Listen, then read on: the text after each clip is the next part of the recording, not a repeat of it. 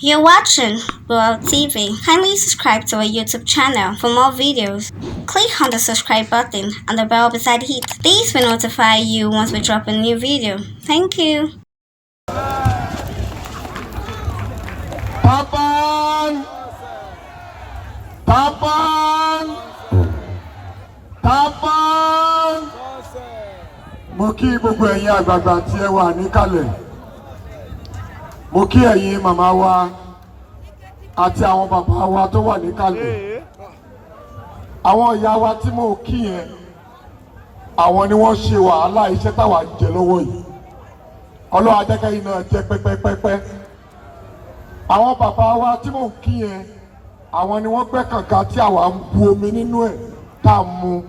Ọlọ́run ò ní fi ìyà jẹ gbogbo yín. Mo kí àwọn olóyè wa lọ́tùn lósì. Mo kí gbogbo ọmọ ẹgbẹ́ òṣèré Tampan.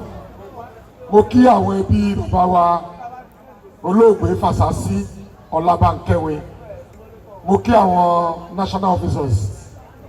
I especially recognize the governor of Tampan in Osun State, Alhaji Moruf Olayiwola. Good evening, Your Excellency.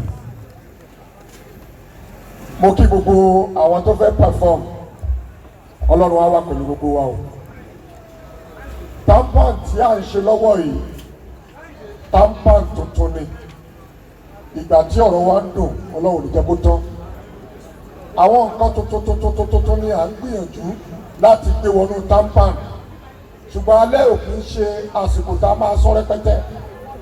Ṣùgbọ́n ẹyọ kan wà ńbẹ̀ tí mo fẹ́ sọ ní alẹ́ yìí tí ò yí ọ̀pọ̀lọpọ̀ àwọn èèyàn. Ó ní ọ̀rọ̀ health insurance tá à ń ṣe láti láti dé. Àwọn kan bí ní pé ṣé yẹn ló kàn, òun gangan ló kàn. Torí òyìnbó sọ wípé health is wealth. A lè máa sick ká máa tọrọ owó lọ gbogbo èèyàn lójoojúmọ́.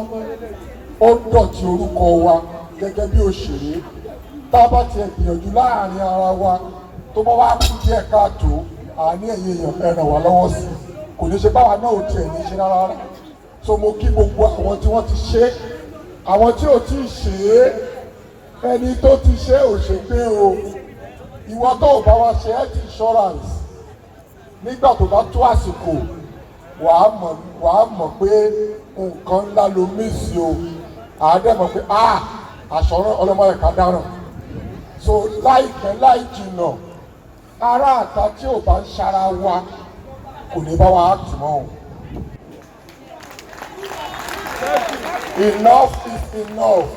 Tá a máa lọ sí petrol station, tá a máa lọ mú ọmọ ní petrol máa jọ ìwà. Enough is enough. Tá a máa rẹ tó ń gun ọ̀kadà pé máa bọ̀. Kò sí tá a fẹ́ nínú tíátà tí ọmọ wa ò lè ṣe. Ẹgbẹ́ ọ̀kadà, ẹni kọ́lọ́kadà bọ́ sẹ́yìn, kẹ̀kẹ́ wọn àtọ́wọ́n gùn ẹ lò ó, ìkan nìyẹn. Ìkejì, tá a bá ti yanjú ọ̀rọ̀ health insurance yẹn tán, a fẹ́ mọ iye ọmọ ẹgbẹ́ tá a ní. Ó ti kọjá, anybody tó bá kọjá wájú kámẹ́rà, òfin tá a ṣẹ̀ṣẹ̀ ṣe ń sìn, wọ́n gbọ́dọ̀ fún lówó. Ó lè kéré o, kò gbọ́dọ̀ gba kan. So gbogbo àwọn nǹkan yẹn là ń gbìyànjú láti ṣe lọ́wọ́lọ́wọ́ báyìí. Débi kó máa rọrùn fún ara ilé, ó máa rọrùn fún ara oko. Ẹ̀bẹ̀ tí mo fẹ́ bẹ̀ ni wípé láàrin àsìkò ìsóṣù méjì, ẹ bá wa ṣe sùúrù díẹ̀ sí i. Lágbára Ọlọ́run ojú ò ní tì wá. Àwọn tí a ṣe ẹ̀yìn fún lẹ́nìí, àgbà ni wọ́n nú ẹgbẹ́. Àgbàdúrà ká máa sin òkú ara wa, but very soon gbogbo àwọn tí wọ́n jẹ́ àgbàlagbà wa máa celebrate wọn nígbà tí wọ́n bá wà láyé. Kò ní jẹ́ nígbà tí wọ́n bá kú láti máa kójọ báyìí láti máa ṣe òkú wọn. Lágbára Ọlọ́run ẹni tó máa kú á dàgbà o. Gbogbo tá a wá ń sọ yìí, ẹ̀yin tẹ́ jẹ́ ìyá wa, tẹ́ jẹ́ bàbá wa, tẹ́ jẹ́ ẹ̀gbọ́n wa, lágbára Ọlọ́run ṣe tí yín ló máa ṣe. Á tọ́ yín lọ́wọ́, á tọ́ yín lẹ́nu.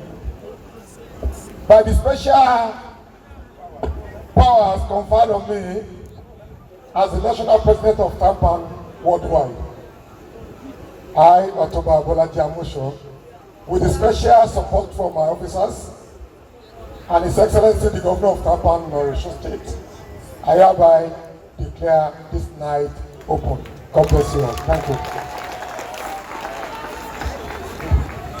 àtẹ́wọ́ yẹn ò rinlẹ̀ tó ẹ dìde pẹ̀lú àtẹ́wọ́ tó rinlẹ̀ ní tí ààrẹ ló fi gbọ́ lórí ìdókòwò mo ti ń ṣe rere mo fẹ́ máa ṣe rere lọ nínú iṣẹ́ yìí ẹ bá dìde láti fi àtẹ́wọ́ tó rinlẹ̀ bí ọ̀gá wa God bless you bí ọ̀gá wa ààrẹ wa Ọ̀túnba Bọ́lájí Amúsàn ọmọ wálé ọmọ wọn ní bàbá olùfẹ́ àrọ̀gọ̀dẹ̀jà bí wọ́n ti lọ jókòó yẹ nínú àwọn ọmọ olóògbé Ọ̀sáṣẹ́ Ọlọ́ba Kẹ́rin ọmọ adágúró bí mo ti sọ lẹ́ẹ̀kan kí ẹ̀kọ́ máa bọ̀ wá sórí òkè láti wá bá wa sọ̀rọ̀ láàrin ìṣẹ́jú kan lẹ́yìn tó bá bá wa sọ̀rọ̀ tán àwọn oníjó ìjọba ìpínlẹ̀ Ọ̀ṣun.